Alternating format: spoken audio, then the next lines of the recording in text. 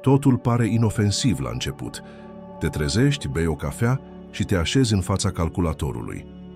Fără să-ți dai seama, au trecut deja 6 sau 7 ore și nici măcar nu te-ai ridicat din scaun. Poate doar ai mers la baie sau ți-ai mai luat o cană de cafea. Apoi se termină munca și vine odihna, tot stând jos, uitându-te la seriale, la videoclipuri, jucând sau derulând telefonul. Așa trăiesc majoritatea oamenilor. Însă pericolul real este ascuns în această rutină. Sedentarismul îți afectează rinichii în fiecare zi, încet și tăcut, fără să simți vreo durere sau vreun semn evident. Te-ai întrebat vreodată cât timp stai jos într-o zi? Mulți subestimează. Spun, poate 4 sau 5 ore. Dar când aduni munca, mesele, transportul și relaxarea, treci ușor de 8 ore pe zi. Un studiu din anul 2019, realizat pe peste 100.000 de adulți, arată că doar atât timp de stat pe scaun poate crește riscul de dializă renală cu 13%. Cu alte cuvinte, doar prin faptul că stai prea mult, riști să-ți distrugi rinichii treptat, chiar dacă analizele ies bune, nu ai simptome și crezi că ești sănătos. Explicația este medicală. Dacă nu te miști suficient, circulația sângelui către rinichi scade. Astfel, microcirculația este afectată, apărând microalbuminuria, un semn precoce de suferință renală. Pe deasupra, lipsa de activitate stimulează hormoni ca angiotensina 2 și aldosteronul crește inflamația generală și duce la hipertensiune. Toate contribuie la pierderea funcției renale. Ți s-a întâmplat ca seara picioarele să fie grele? Te-ai simțit obosit fără să faci efort? Dacă zilele tale se desfășoară între scaun și canapea, rinichii tăi s-ar putea slăbi pe nesimțite. Și atunci aud întrebarea obișnuită. Domnule doctor, nu am timp de sală. Am un copil mic, 2 slujbe, studii seara. Înțeleg, întâlnesc zilnic astfel de persoane. Dar nu este vorba să devii sportiv de performanță. Este vorba doar să te miști. Nu ai nevoie de bandă de alergat sau antrenor personal. Ai nevoie doar de voință și puțină inițiativă. La fiecare oră de stat jos, ridică-te între 3 și 5 minute. Întinde picioarele, mergi în bucătărie, urcă și coboară scările. Coboară cu 2 stații mai devreme sau parchează mai departe ca să mergi pe jos. Aceste gesturi mici pot fi incluse chiar și în cele mai aglomerate programe. 150 de minute de activitate moderată pe săptămână, chiar și o plimbare, pot reduce mult riscul de boală cronică de rinichi. Dacă și asta e prea mult, începe cu ce poți.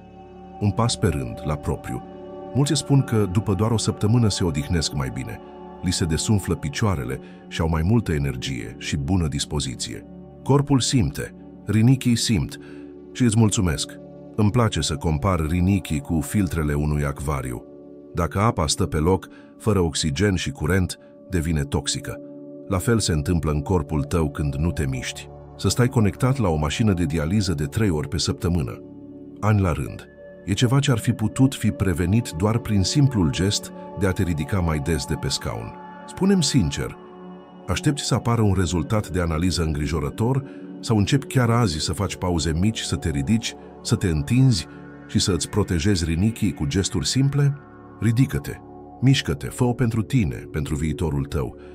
Rinichii nu pot striga după ajutor, dar îți mulțumesc în tăcere de fiecare dată când alegi să acționezi.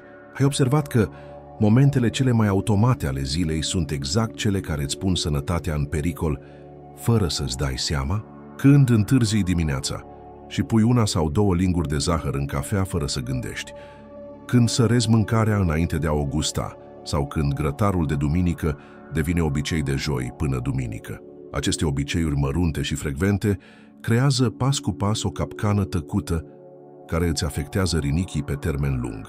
Astăzi, cei mai mulți oameni nu planifică ceea ce mănâncă, ci acționează impulsiv, iar alimentele consumate fără atenție încarcă zilnic rinichii. Excesul de sare, zahăr și proteine animale, mai ales carne roșie, este printre cei mai mari inamici ai sănătății renale. Și nu e o exagerare. Specialiști în nefrologie și nutriție din întreaga lume sunt de acord. Consumate în exces și pe termen lung, aceste 3 elemente alimentează inflamația cronică, hipertensiunea și epuizarea rinichilor. Organizația Mondială a Sănătății recomandă cel mult 5 grame de sare pe zi, echivalentul unei lingurițe rase. însă aproape nimeni nu respectă această limită. Sarea nu e doar în solniță. Se ascunde în sosuri, mezeluri, pâine feliată, biscuiți, brânzeturi, cuburi concentrate și chiar în băuturile carbogazoase fără zahăr. Așa că chiar dacă ai impresia că mănânci sărat cu moderație, s-ar putea să depășești limita zilnică fără să știi, punându-ți rinichii în pericol. Problema nu este doar tensiunea crescută, care oricum afectează rinichii, ci și efectul direct al sodiului asupra sistemului renal. Când consumi prea multă sare, rinichii trebuie să muncească mai mult. Retenția de lichide crește, iar presiunea internă din vasele renale se amplifică, favorizând apariția bolilor cronice. Am întâlnit tineri fără istoric familial sau diabet, dar cu rinichi afectați din cauza unei diete, bazate pe tăițe instant, snacks-uri și mese congelate. Consumul exagerat de carne roșie, mezeluri, prea mult pui sau pudră proteică fără nevoie, poate pune presiune pe rinichi fără să-ți dai seama. Proteinele în exces creează reziduri azotate, pe care rinichii trebuie să le elimine continuu, zi și noapte, fără pauză. Dacă rinichii tăi sunt deja afectați chiar și ușor, acest efort suplimentar poate accelera drumul către insuficiența renală, uneori fără simptome. Dar, doctore, proteinele sunt importante. Da, ele sunt esențiale. Recomand consumul adecvat, dar nu în cantități exagerate sau fără control. Există o diferență clară între a consuma cât trebuie și a exagera, mai ales când sursa este aproape exclusiv animală. Am cunoscut persoane cu insuficiență renală care mâncau zilnic carne roșie și luau suplimente proteice, deși nu aveau nevoie, crezând că fac un bine. Rezultatul? Rinichi supra-solicitați, analize modificate și o luptă contra cronometru pentru a salva funcția care mai rămăsese. Acum spunem sincer, de câte ori pe săptămână consumi carne roșie? Pui zahăr în cafea fără să te gândești? Citești etichetele produselor? Dacă răspunsul este da la oricare dintre aceste întrebări, nu e un motiv de vinovăție. Este un semnal de alarmă, un moment de cotitură. Ai auzit de Luis Rey, un cântăreț latino faimos în anii 1990? Ani de zile a avut o dietă bogată în carne și băuturi energizante cu zahăr. Când a aflat că rinichii lui erau afectați, era deja prea târziu și a petrecut ultimii ani între dializă și spitalizări, iar cariera lui s-a încheiat. Dar sunt și cazuri opuse.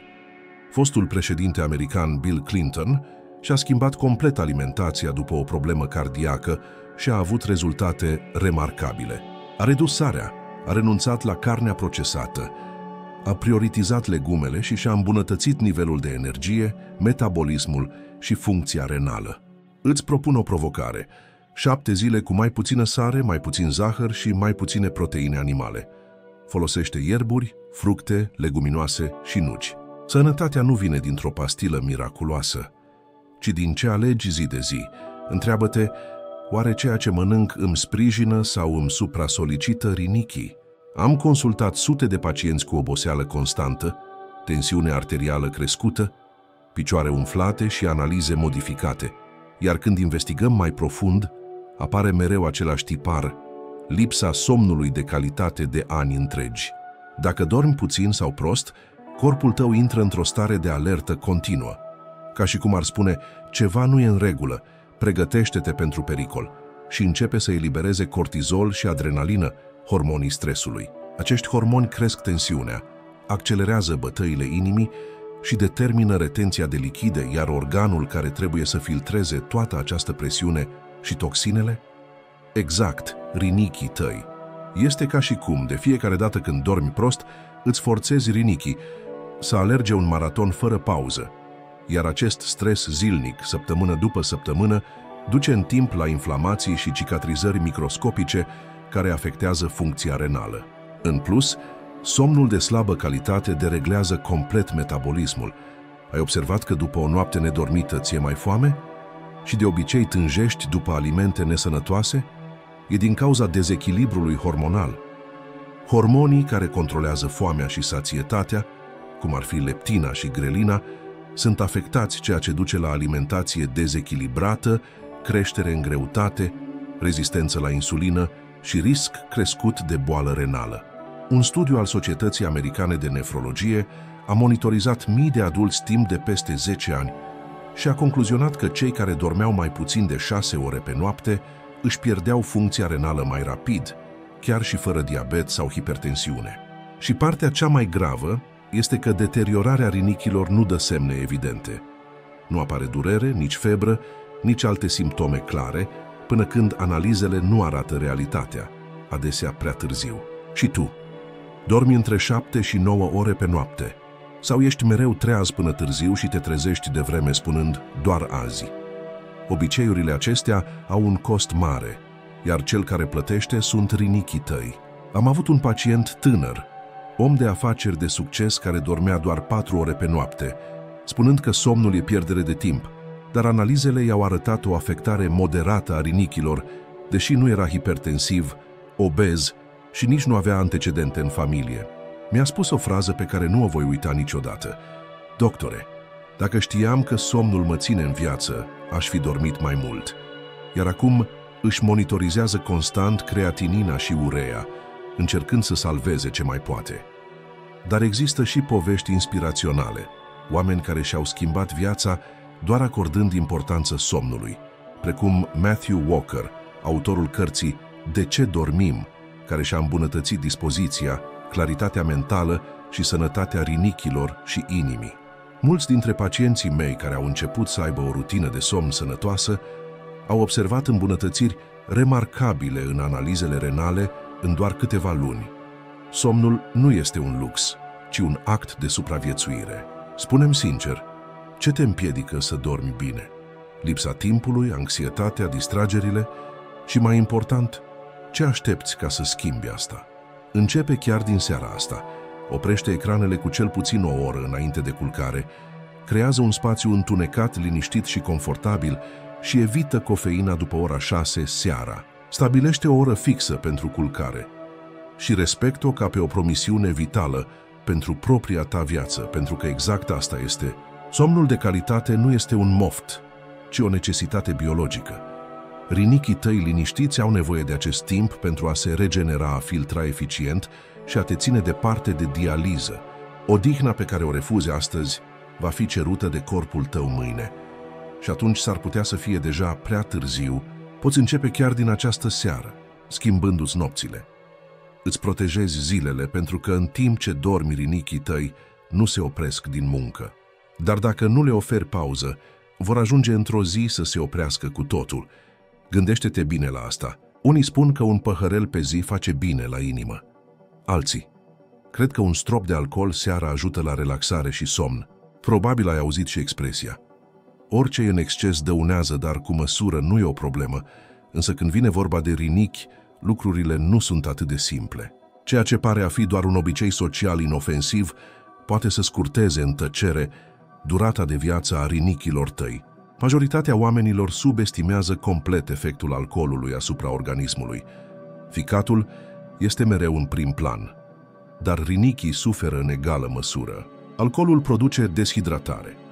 Etanolul blochează hormonul antidiuretic, ceea ce duce la urinare mai frecventă și pierdere de apă, minerale și electroliți.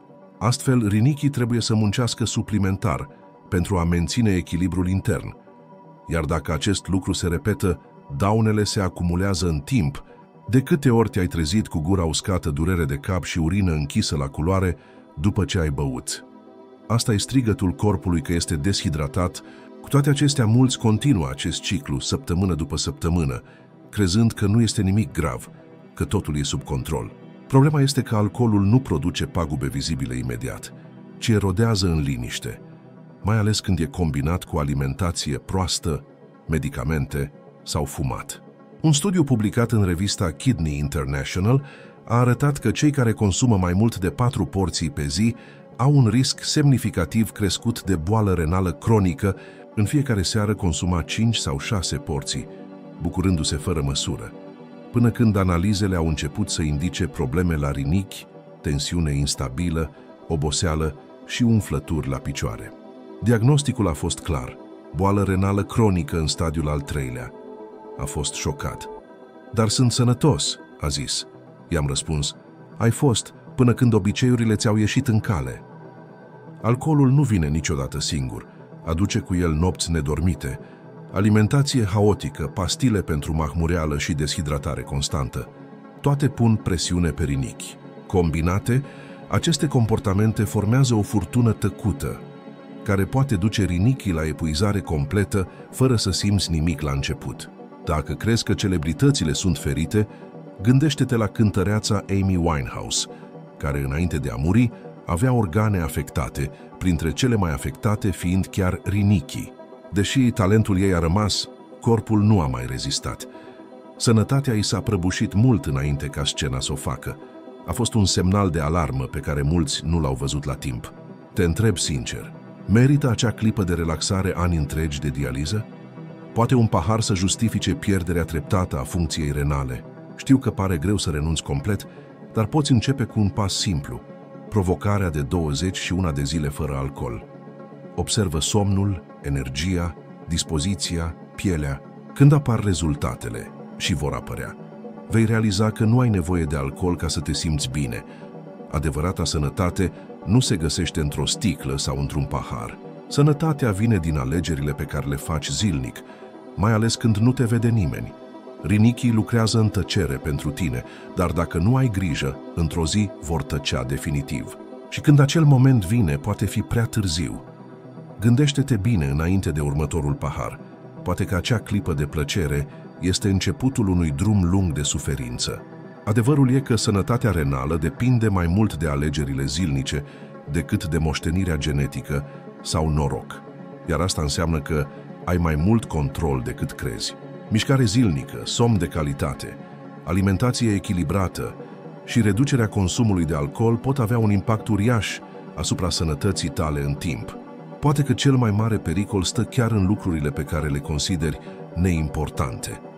Acolo începe de multe ori tot ce e mai rău. Dacă ai ajuns până aici, ai făcut deja un pas esențial. În următorul videoclip vom descoperi semnalele tăcute pe care corpul le trimite când rinichii încep să sufere.